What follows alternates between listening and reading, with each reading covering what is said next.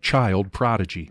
From the time I began to speak, my parents knew that I would be a fast learner.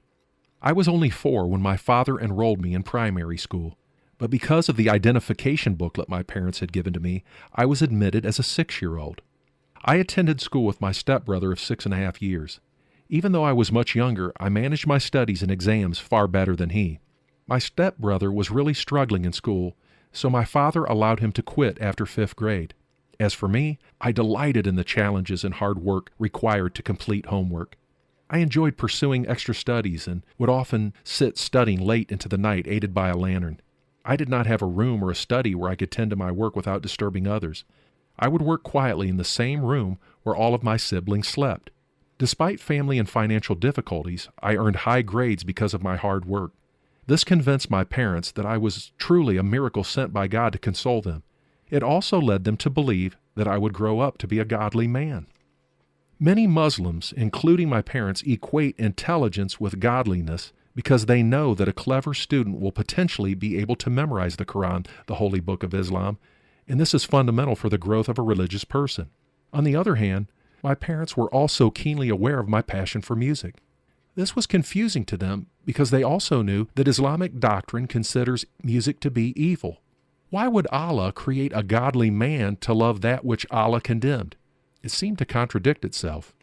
Because I was doing well in my studies, my parents encouraged me to read and recite the Quran in Arabic, a foreign language to Iranians. By the time I was 9 years old, I was able to read the Quran in Arabic and recite its chapters from memory. People would frequently call on me to recite the Quran at their various religious events and ceremonies. This lifted me up in the eyes of people. Other boys were taunted by their parents for their inability to recite the Quran as I could. Every family desired to have at least one child who could recite the Quran over their grave after their deaths in order to subdue the torments of hell or to receive rewards for their souls from Allah on the Day of Judgment. The lack of a reciter of the Quran at a funeral gathering would bring humiliation to the family members of a deceased person, as no one could be found to recite the Quran for his or her sake. My ability to recite the Quran gained honor for my family members in every respect. It seemed to be a misfortune that as I grew, my eyes became increasingly sensitive to sunlight. I was unable to open my eyes at all in the mornings until I had become properly adjusted to the daylight.